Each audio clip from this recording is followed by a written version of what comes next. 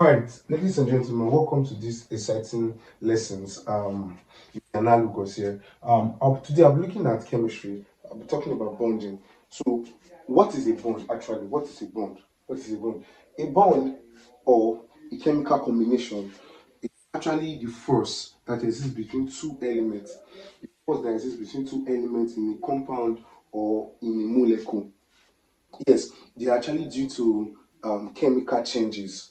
Okay, when atoms of elements gain or lose electron, okay, or when atoms even share electron between themselves. So there's an interaction that occurs between those elements. Those interaction that put those elements together is called a bond. Yes. So in chemistry, before we dive into it, bonding can be generally of two types. The first one is intramolecular. Intramolecular. Now, it is also termed, or it can also be seen as an intra-atomic bomb. Pardon? So, intra-atomic bomb. Intra-atomic bond. So, intramolecular bond can also be termed intra-atomic bond. Now, this bond exists between elements or atoms in a compound or molecule. Now, this bond exists between elements or atoms of compound or atoms in a compound or in a molecule. Now, they can be electrovalent. This bond can be electrovalent. This bond can be covalent. This bond can be dative. We're going to see all this. Date is also called coordinate covalent. This bond can be metallic. Metallic exists between metallic atoms in their crystals. So it's a bond that exists between two elements or two atoms in a molecule or in a compound, because not all compounds or not all species can form molecules. So it's termed intramolecular or intra-atomic. The next type of bond is what we call the intermolecular bond. Now, this is strictly restricted to compounds or to species that can form molecules. It is the bond that exists between atoms, or that exists between two molecules, pardon me. So the bond that exists between two molecules. So we have two molecules. The bond that holds them together is said to be intra intermolecular. So for instance, let's just illustrate here. Let's say water, for instance. Water is a molecule. This is water molecule. Now, in one water molecule, which is V in shape or bent in shape, there's a bond inside of it. So the bond inside of this molecule is said to be intramolecular or intra-atomic, pardon me, or intra-atomic for species that do not form molecules. So there are bonds that exist between atoms, between atoms. Yes, yes. So they exist between atoms in a compound or in a molecule. Now, while the intermolecular bonds, intermolecular now, not intramolecular, intermolecular now, are bonds that exist between two molecules. So, for instance, the water you are drinking, so many molecules of water. So, the bonds that hold the molecules together are said to be intermolecular, and they include the following. Now, largely vanderwaal force. They include largely vanderwaal force. Now, any other type I will call will be under it. So, but before I come here, that's hydrogen bond is under it. The vanderwaal force is of two types, the chemistry bond and so on. Okay, so I'm going to explain in this video. Before I come this way, I have to totally and thoroughly break this intramolecular bond, or the bonds that exist between atoms in a molecule, or between atoms in a compound. Okay, let's dive into it. Intramolecular bonds. All right. Quickly, we look at the intra-atomic bond or intramolecular bonds, which earlier we said are the bonds that exist in atoms in a compound or in a molecule. Now, they quickly include ionic bond, which is also known as electrovalent bond. Okay. Now, ionic bond, electrovalent bond, first one. So now what is an ionic bond? Now, an ionic bond is actually a bond that is formed between usually a metal and a non-metal. Type of bond that is formed usually between a metal and a non-metal. So what do I mean? So I have a metal such as sodium and have a non-metal such as chlorine. Okay, the kind of force or attraction that occurs between these two elements in this compound is usually said to be ionic. What are the characteristics of ionic bond? Now, first, ionic bond has to do with the transfer of electrons. Transfer of electrons. It has to do with the transfer of electrons, usually from an electropositive element to an electronegative element. Usually from an electropositive element to an electronegative element. It has to do with the transfer of electrons. So that type of bond is said to be ionic. Now, it is due to electrostatic attraction. To electrostatic attraction. Static attraction. So due to electrostatic attraction. Okay, I'll quickly show you for sodium and chlorine. So let's illustrate here. Let's illustrate in this half of the board. Now, so first, now we have NaCl. NaCl. When I say due to electrostatic interaction, you observe what I mean now. Now, see what I mean. Now, for instance, now we have sodium. Now, sodium in the periodic table has 11 electrons. Sodium has 11, chlorine has 17 electrons. So, sodium, let's say the first share takes 2 electrons, the next share takes 8 electrons for sodium, 8 electrons, and the other share takes about 1 electron. This is sodium. Now, for chlorine, the first share takes 2 electrons, the next share takes 8 electrons, the next share takes 8 electrons, chlorine 17, the last share is going to take 7. So 1, 2, 3, 4, 5, 6, 7. Now, you can quickly see that in order to achieve octet rule, this chlorine atom needs 1 electron. When I mean octet rule, I mean that in order to let this number of electrons in this share be 8, I need 1 electron. That's octet configuration for atoms. Now watch my video on electronic configuration, you get to understand what I mean. Now, quickly, it needs 1 electron to achieve octet rule to become stable. Now, and this guy is a metal. Metals can afford risking that electron. So once they reach the electron, this share will be sacrificed. Now leaving this stable share here. You get this stable octet achieved configuration of this. So what happens? The metal is going to transfer this electron to this guy. To transfer the electron to this guy, such that you have to pardon me, such that I have this and I have this. Now, at the end of the day, you see that the electrons here is now empty. The electrons have been transferred to this guy. So when they transfer electron to this guy, now when a species gains an extra electron, it becomes negative. And the guy that loses electron, the metal that loses electron, becomes positive. So due to the law of electrostatics, opposite charge will attract. So the attraction of this opposite charge is what we now see as ionic bond or electrovalent bond. So the attraction of these electrons between these two atoms is what we now see as ionic bond or electrovalent bond. Ionic bond or electrovalent bond. Alright, so electrovalent bond is also seen in compounds such as this. It's also seen in compounds such as this one. Now, I can find out a compound such as calcium oxide, usually between two elements in which one of them is very, very, very electropositive. So let's say calcium oxide. Let's say calcium oxide. Now, calcium is 20, element 20 in the periodic table. Oxygen is element 8 in the periodic table. Now, calcium has 20 electrons. So calcium has 2 electrons, 8 on the second share. Third share, calcium has 8 also. Then on the last share, calcium has 2 electrons.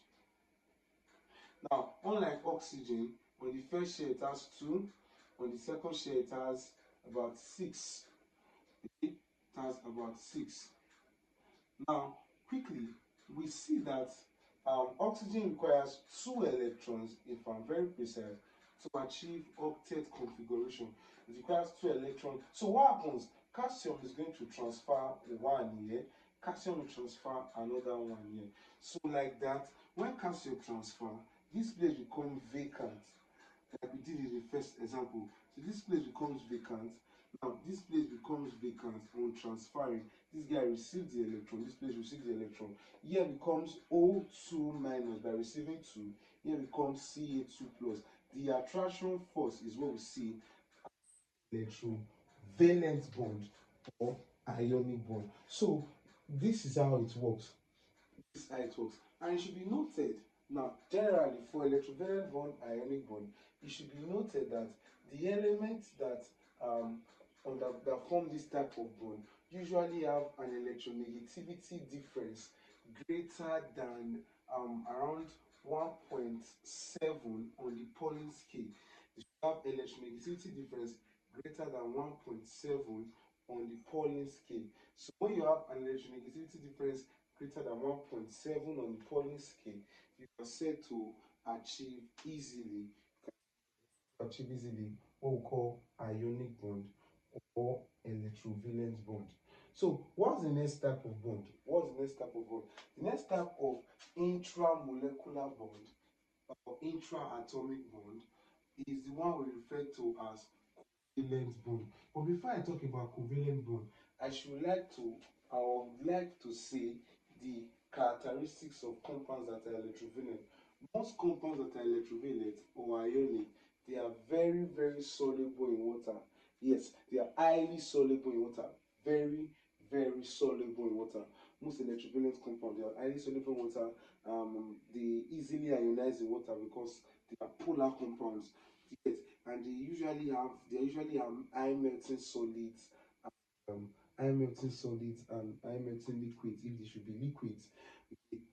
So they are high melting solids. They are very soluble in water. They are usually polar in nature. So these are their characteristics, or those are the characteristics of electrovalent compound. The next type of bond is covalent bond. Now, it is sometimes referred to as Lewis bond. Now, but what is covalent bond talking about? Now, covalent bond is a very special type of bond. Very, very special type of bond. Now, it is believed in chemistry that for species to form molecules, they should have covalent bonding or they should have covalent linkage. Now, what is covalent bond? A covalent bond is a bond formed between two elements that have electronegativity difference on the Pauling scale that is actually less than 1.7. Okay, what about the Pauling scale? What about the Pauling scale? Now, Linus Pauling, the one we call Linus Pauling, actually talked about what's it called? Actually talked about electronegativity. Okay, he actually talked about electronegativity. Many say he is the man that discovered electronegativity. That's not what we're after in this video. But quickly look at now.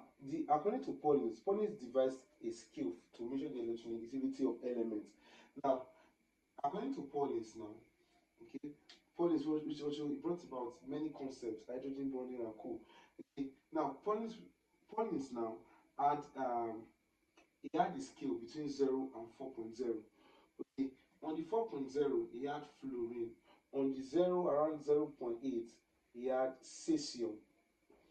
So cesium had the lowest electronegativity, fluorine had the highest electronegativity. So many will say fluorine is the most electronegative element. Many will say cesium is the most electronegative, most electropositive element, or the least electronegative element. All right. On the Pauling scale, electronegativity difference between the elements which form a covalent bond should actually be less than 1.7 or less than 1.7 to 2.0, just some few exceptions. What I mean is this. The Paulin's already, as I said earlier, the most electronegative element is fluorine, and the least electronegative is cesium, and the most electropositive is no, around 2.1, around 2.1, not exact, around 2.1, 2.1. I have hydrogen, around 2.5. I have carbon, around 3.5, around 3.5. I have nitrogen, still on 3.5. I have chlorine, sorry, pardon. I have oxygen at 3.5, 3.0, between 5 to 3.0. I have chlorine, then I have nitrogen at 3.0. Okay, so then around 1.2, about 1.2. Now, so let's illustrate. Now, for instance, I have a compound H2O. Now, for H2O, the electronegativity difference between oxygen and hydrogen, let's see. Oxygen is 3.5 on the Pauling scale, hydrogen is 2.1. So 3.5 minus 2.1 on the Pauling scale should be around that's 4, and I have 1.4. Should be 1.4. Now, 1.4 is actually less than 1.7. So this bond is going to be covalent. So when the electronegativity difference between the elements forming a compound is usually less than 1.7 on the Pauling scale, you can check Pauling scale out. Those of you that have phone, you can browse it online. Okay, when it is less than 1.7 on the Pauling scale, the compound is covalent. Though there are some lapses where it is more than 1.7. That's why you see some tests will say when the electronegativity difference of element is less than 1.7 or 2.0, it is covalent. Where if the electronegativity difference is greater than 1.7 or 2.0, it is ionic. So there are some exceptions like HF. HF, the difference in HF should be 1.8 or so 1.9. Though it's covalent, hydrogen fluoride is a covalent compound, but the electronegativity difference between hydrogen and fluorine, the electronegativity difference between hydrogen and fluorine is around 1.8 to 1.9, above 1.7. It's still covalent, it's just one of the few, but 1.7 is our standard. So, what should you know about covalent bond? Now, covalent bond has to do with sharing of electrons, sharing of electrons, sharing of electrons between discrete atoms. Okay, now covalent bond has to do with the formation the formation of bond pairs of electron and lone pairs of electron. So when you have a covalent species, you tend to talk about bond pairs and you tend to talk about lone pairs of electrons. So and it is usually between two non-metals. Yes, usually between two non-metals. Covalent bond is usually between two non-metals. Basically, two non-metals. With some few exceptions, with some metals such as aluminium, beryllium, which normally are supposed to be forming ionic compounds, but they are covalent. Metals are covalent. Why are they covalent? They are covalent Corti-Fajans rule, K-Fajans. So covalent Corti-Fajans rule. Now what the Fajans rule states? Fajans rule states that when atoms which have large positive centers, they have large positive centers and small size, enter combination, they form covalent bond. Fajans rule, when atoms which have large positive charge, the positive charge in aluminum is 3 plus, is 2 plus, and small atomic size, when they enter combination, they form covalent bond. So these metals are covalent. Also, tin 4, SN4 plus is going to be covalent, but SN2 plus, the charge is not big there, is going to be ionic. So, due to Fajans rule, these three metals are covalent. Now, Don't forget, covalent bond has to do with the sharing of electrons. Let's dive into it quickly. Okay, so what am I going to use? Let me say, quickly, still a covalent bond. Right? So let's use it. Now, for let's take for instance, let's use H2O, one of our examples. So we have H2. Now H2O. Now quickly, how does it look like? How does it look like? Now H2O, it is obvious that two hydrogens surrounding oxygen. So it's like O and H. That's what it look like. So now let's go. Now oxygen is element 8, has 8 electrons. Hydrogen is 1, has 1 electron. So oxygen has 8 electrons. So this one is 6. So making it 8. Now hydrogen has 1 electron. So this is the goal. The goal is that oxygen requires 2 electrons to achieve octet rule.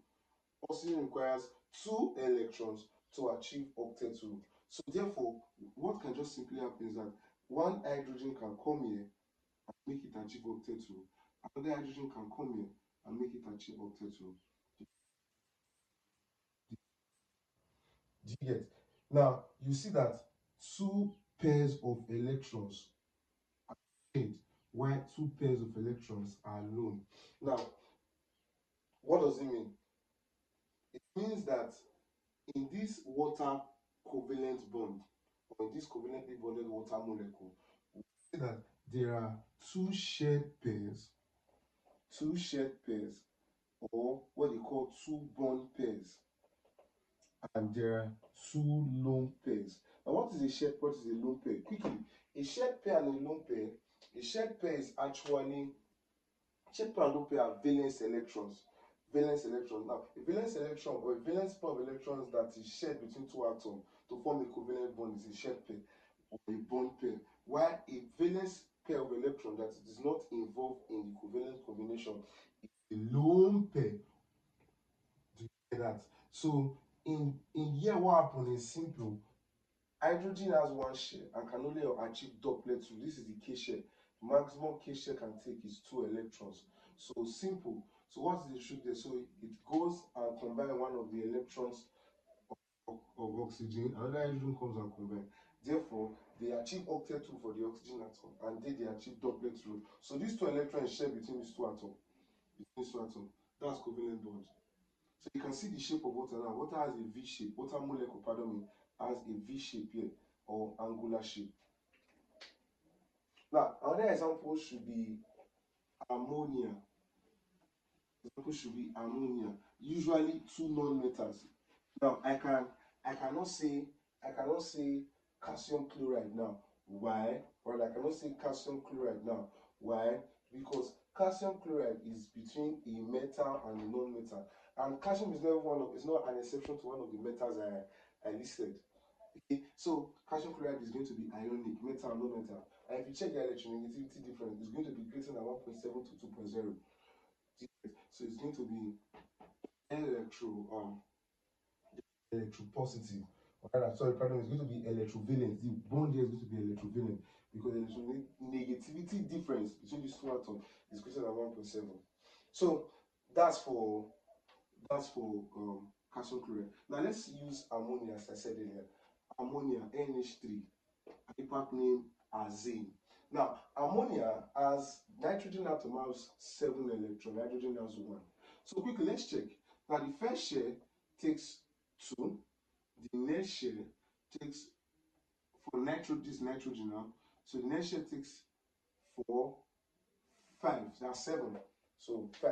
So if it requires 3 electrons to achieve octet rule or octet configuration. So hydrogen is 1 electron. So hydrogen needs 1, 2. So but what can happen is that 3 hydrogen can come here and make it achieve octet configuration, and the 3 hydrogen will now be having 2 electrons. That's good. So hydrogen comes here, stay. Another hydrogen comes here, stay. Another hydrogen comes here, stay. So at the end of the day, we'll see that three pairs or 3 valence share of electrons on the nitrogen atoms are shared between nitrogen. So we see there are 3 bond pairs or 3 shared pairs, and there are 1 lone pairs of electron. So if you're writing the molecules of ammonia, if you're writing the molecule of ammonia, you just add a lone pair on the nitrogen. So it has 1 lone pair. And it should be noted that atoms that have lone pairs of electron, molecules that have lone pairs of electron, are usually Lewis base. Molecules that have lone pairs of electron, like water has 2 lone pairs, they are usually Lewis base. While molecules that have vacant orbitals, or they don't have lone pairs of electrons, usually Lewis acid. Okay, as simple as that. So I'll quickly do another example. Let's look at a gas, one gas. Let's see covalent combination of gas. Then I'll divide covalent bond into 2. So let's look at for oxygen. Let's look at for oxygen. Let's look at for oxygen gas. So just 1 molecule of oxygen gas. Now, obviously metal and non-metal. Sorry, non-metal, non-metal. Oxygen, non-metal. It should the electronegativity difference to be 0. It's going to be a covalent bond. So the first oxygen have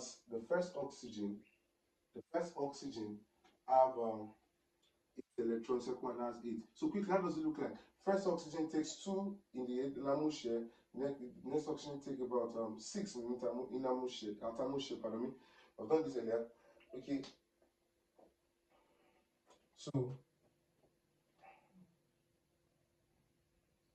So now quickly, we have it combining with another oxygen here.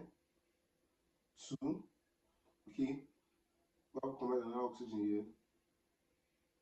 So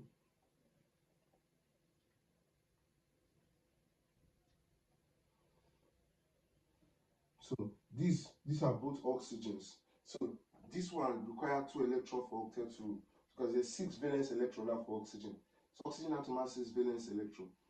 Okay, 6 valence electron. Now this one has 2. This one has 6 valence electron too. So they both require 2 to achieve octet configuration. That's to achieve 8 in the atomic share.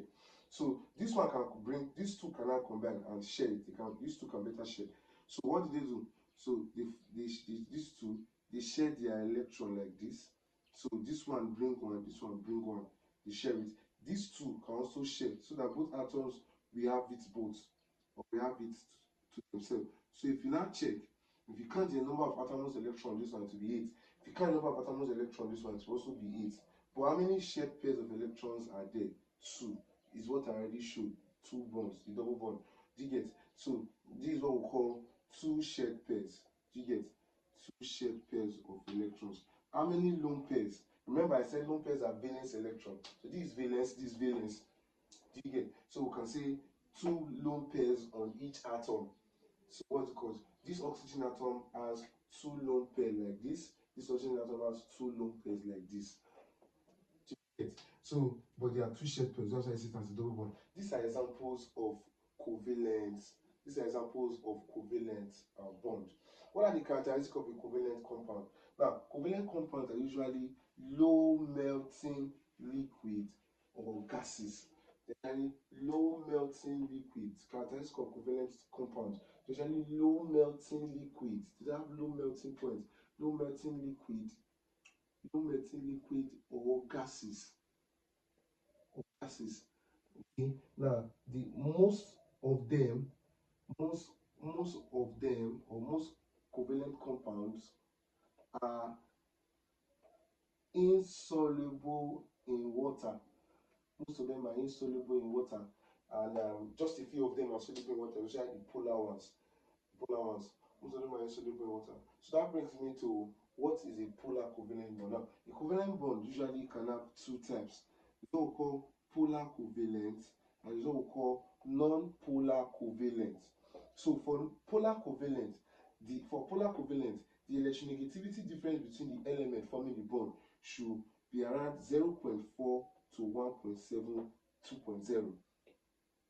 Now, the electronegativity difference of element forming the bond should be around 4. Non-polar covalent should be less than 0.4. So when your electronegativity difference of a covalent species, when the electronegativity difference of a covalent species forming a covalent bond is less than 0.4, we will say that that covalent bond is not polar. E.g., we have methane. Please take note, methane has no pairs of electron. Methane. Another example, we have here, see O2, the atomic gases. We have Cl2. Yes, these guys can form London dispersion forces, instantaneous dipole, induced dipole. So, but we'll see that now. So, Cl2, and so on and so forth. But when you can form, what's it called? When your electronegativity difference is between 0.4 to 1.7, you're supposed to be polar, ammonia. And these polar covalent bonds are usually very soluble in water. Okay, also, water is a polar, that's polar covalent, but you can calculate the difference in water. I think the difference in electronegativity difference of hydrogen and oxygen in water was around 1.4 or so, 1.4 dot. So it's it's it's the polar covalent bonds. Polar covalent bond. Water, we have the aluminium chloride, beryllium chloride. Remember we said aluminium and beryllium are examples of what's it called? They are examples of covalent bond and covalent species. Aluminium form covalent compounds, beryllium form covalent compounds. They don't form ionic compounds. Yes. And oh, they might ask you in exam, how many lone pairs are present in aluminium chloride? How many? So let me just quickly do aluminum. Let me just show you the structure of aluminum chloride, the atomic structure for aluminum chloride. So for aluminum chloride, we have AlCl3. So let's see. Aluminium is element 13, 13 electron, chlorine is 17. So what happens at the end of the day? What happens at the end of the day? These are examples of polar and non-polar covalent bonds. What happens at the end of the day? At the end of the day, so you can try this by yourself. You can pause the video now and try it. I'm trying to draw the structure. Let me just draw it. So we have an aluminium at the middle. So aluminium at the middle. Okay. So one. Obviously, what's it called? It, um, it has three electrons. So three chlorine are going to come. Three chlorine. When three chlorine comes, the first chlorine should be here. Each chlorine needs one electron to be stable. So each chlorine can take this one, be stable. So what do I mean? So chlorine number has 17 electrons, 2 inside, 8 outside, 8 in the second shell. And in the fourth shell, it has it has 7. So 2, 4, 6, 7th one. The plus this one from aluminium. So at the end of the day, this one from aluminium will make it 8. So this chlorine is stable. Despite the aluminium is not yet stable. So now another chlorine comes here.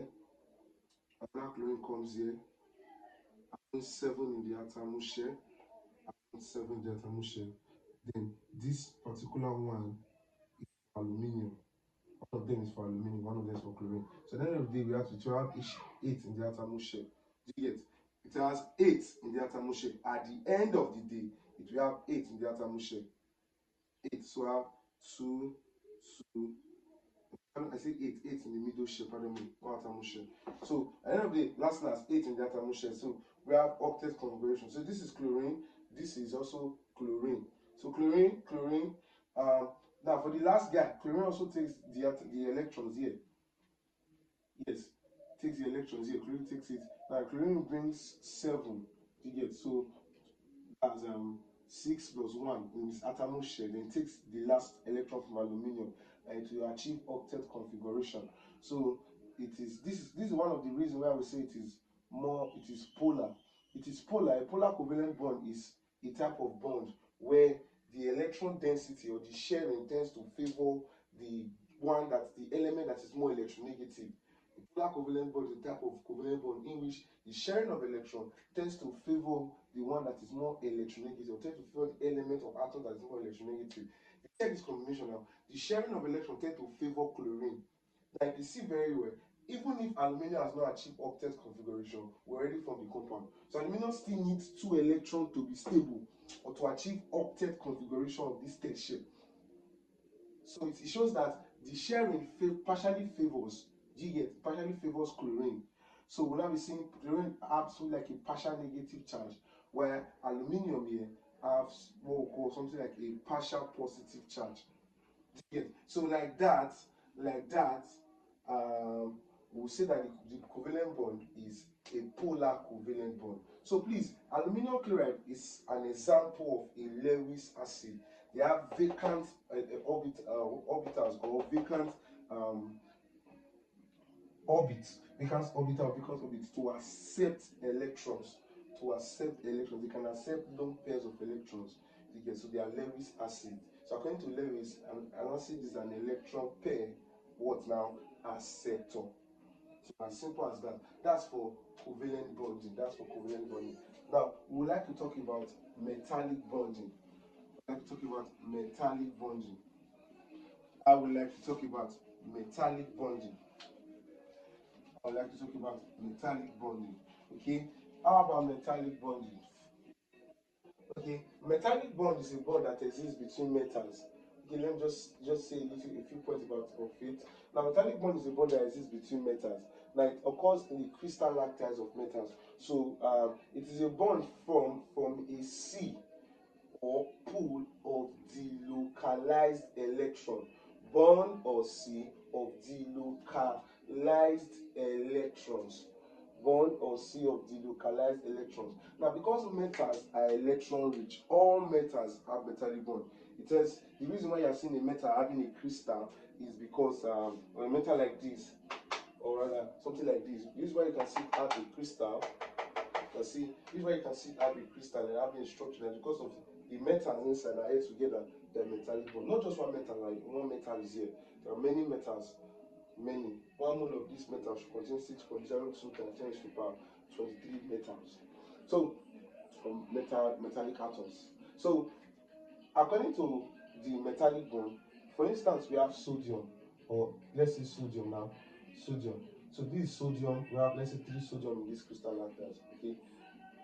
So sodium have one valence electron, one valence electron. So what they normally do to form their crystal lattice is that this their valence electron is usually mobile. Do you get? It's usually very mobile. Okay, usually it's localized, so it's mobile, so it can move. So when it moves, it forms a pool. Assuming there's a third metal here, they form a pool. Here, it forms a pool of electrons delocalized. So this pool of electrons are going to be held tightly by the various nucleus of these atoms. The pool of electrons will be held tightly by various nucleus of these atoms. So therefore, it creates a crystal lattice.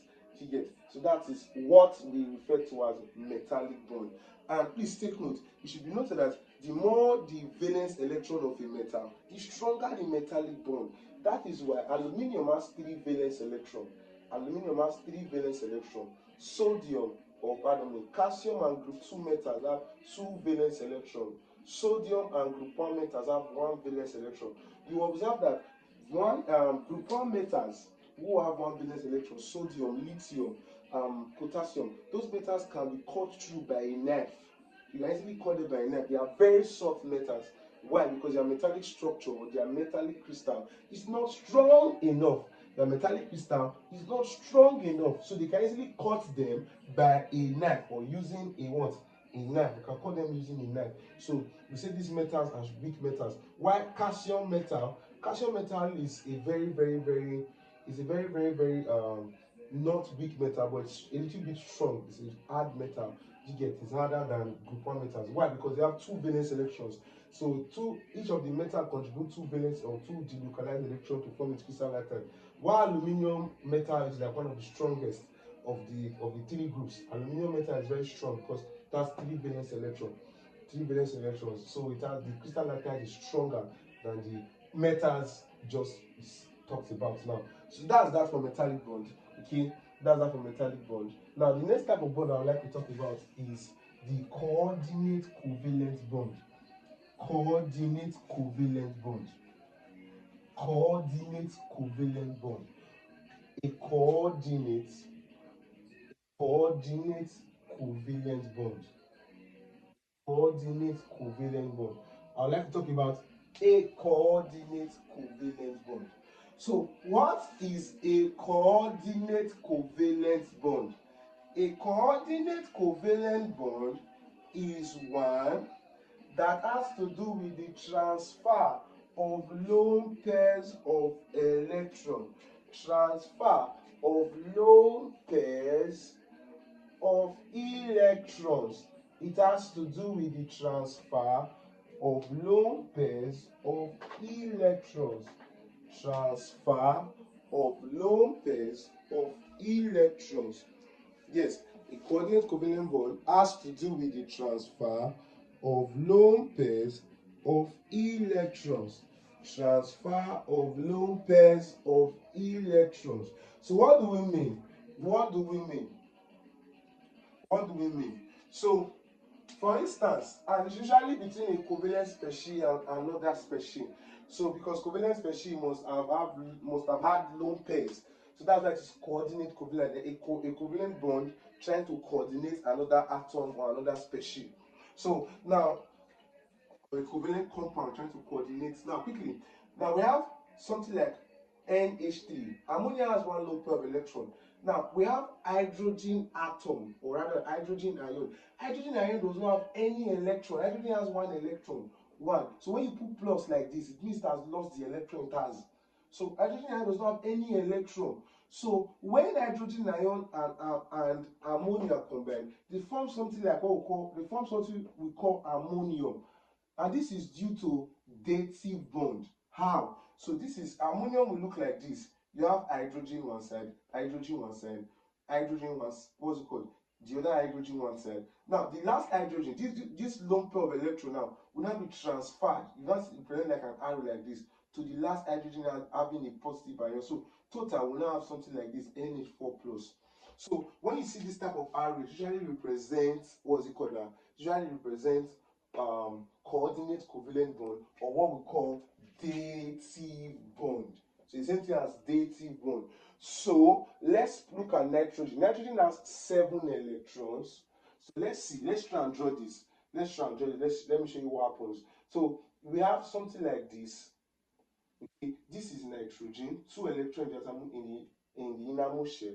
Then 5 electrons in the outermost shell. So nitrogen. So we form, this was nitrogen initially. This is nitrogen initially. So combines with hydrogen to form ammonia. So forms ammonia. So this ammonia, I showed us ammonia earlier. Three shared pairs, one lone pair. Ammonia, three shared pairs, one lone pair. So what happens? It is combining with what's it called? Hydrogen ion, which has no electrons in any of its shell. So it has a vacant shell.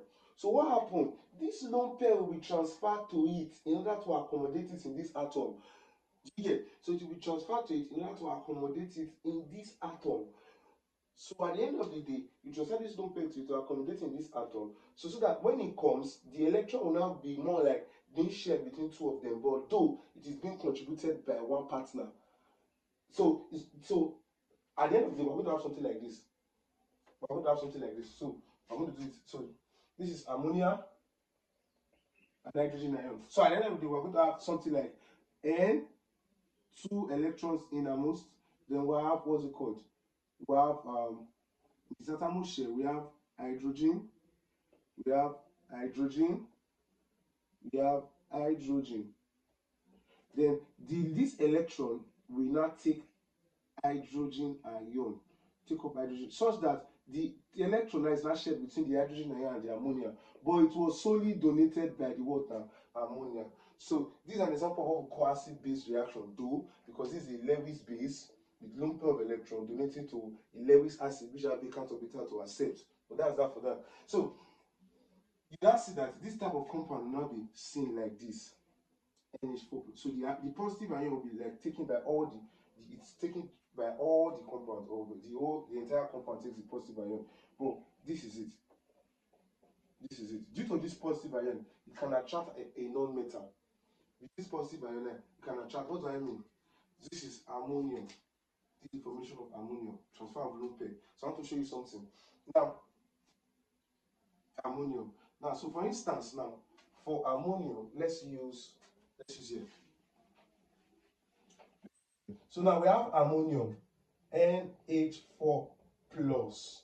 Now, if NH4 plus should combine with something like chlorine minus, so the chlorine minus, thereby the electron lost here, let's assume it was given to this guy, you will form something like NH4Cl. So in many exams, they ask you what is the bond present in NH4Cl. NH4Cl is ammonium chloride.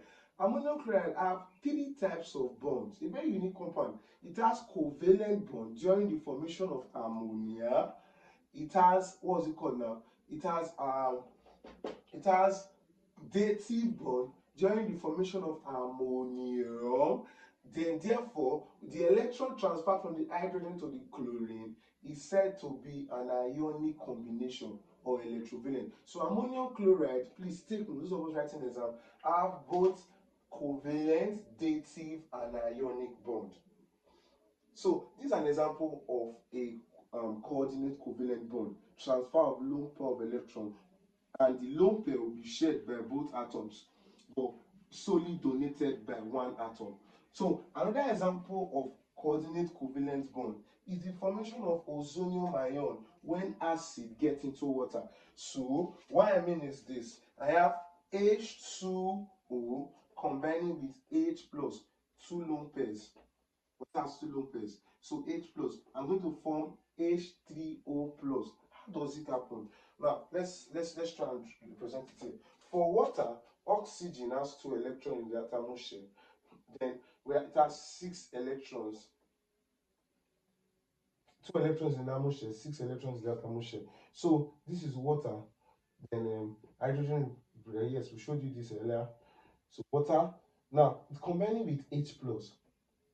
Let's say this H plus has been given to a non-metal, already for having a covalent or ionic combination.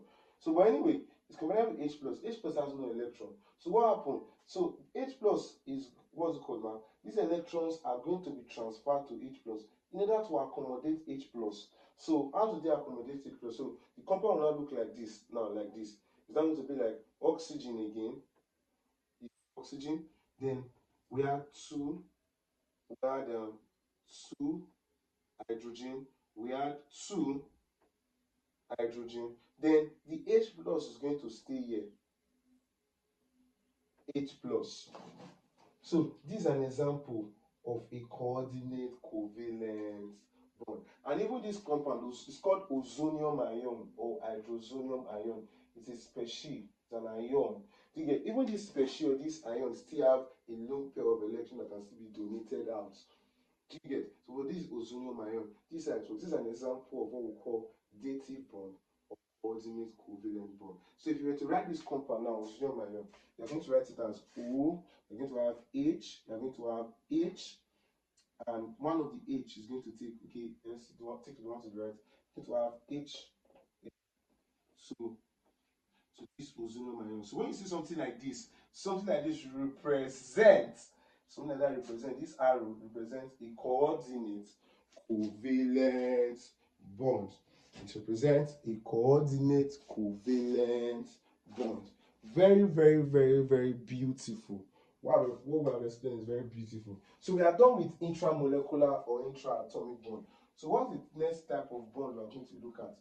The next type of bond we should look at now is the intermolecular or interatomic bond. The intermolecular or interatomic bond. So how do they look like? Intermolecular or interatomic bond. Okay, remember, not only covalent species form molecule, hence the word I'm using interatomic. Alright, so for intermolecular bond, or interatomic bond, so I can call it interatomic bond. Why? Now it exists between two atoms of two atoms of different compounds. For instance, or two atoms of different molecules. So for instance, I have oxygen to oxygen. This is oxygen gas.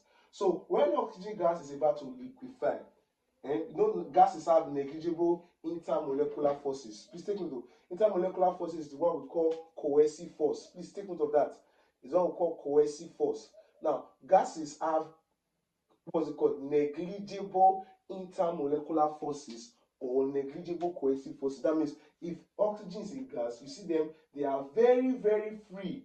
Oxygen gas are very, very free. There are usually no bond between them. So what happens during when you now reduce their temperature, when you try to liquefy them, okay, when you try to now liquefy them, they now try to establish an instantaneous induced dipole bond.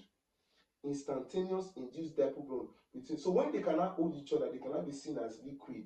They try to create an intermolecular bond between each atom. Do you get? So though this is a type of van der Waals force they are forming. So this type of bond they form now is said to be an intermolecular bond or interatomic. When I mean interatomic, it's from one atom of another compound or molecule to another atom of another compound or molecule. So, but basically, it is seen as, if you check anywhere, most texts, it is seen as intermolecular. It's seen as intermolecular bond. It is seen as intermolecular bond. So, my point is that only covalent species form molecules. Please take note of that. Only covalent species form molecules. Now, these intermolecular bonds include, first, it includes, I will start with hydrogen bond for a reason. I will not start with van der Waals first. It includes hydrogen bond and very easy to understand. It includes hydrogen bond. It includes hydrogen bonds. It includes dipole-dipole moments. Dipole-dipole moments where we can have permanent and induced dipole. Now, it also includes London dispersion forces. London dispersion forces, which is the weakest. And all these forces together, all of them, all these forces are all types of van der Waals force. They are all types of the van der Waals force. The van der Waals force is usually of three types: the Kempson's bond, the Debye bonds or the Debye forces, which is the dipole-dipole, the induced dipole, and the London dispersion forces, the instantaneous induced dipole. It is the weakest. It is involved in the liquefaction of gases. Those of us in our O level, those of us writing UTME, they will ask you which intermolecular force is involved in the liquefaction of gases. Liquefaction is van der Waals force, but actually it is dipole-dipole. It's London dispersion forces. But London dispersion forces is not in their syllabus, it's not in most of their textbooks. So it's a type of, it's the weakest van der Waals force. So London dispersion force is the weakest van der Waals force. While the strongest van der Waals force is hydrogen bond and the permanent dipoles. Hydrogen bond and permanent dipole. They are called the Kempson's force. K-E-E. They are called the Kempson's. Yeah. Kempson's force. There's usually of two types. Kempson's Debye. Then we have the London dispersion. So these are the types of the kinds of van der Waals forces. But they are all these types. So you should not be saying this for if you are in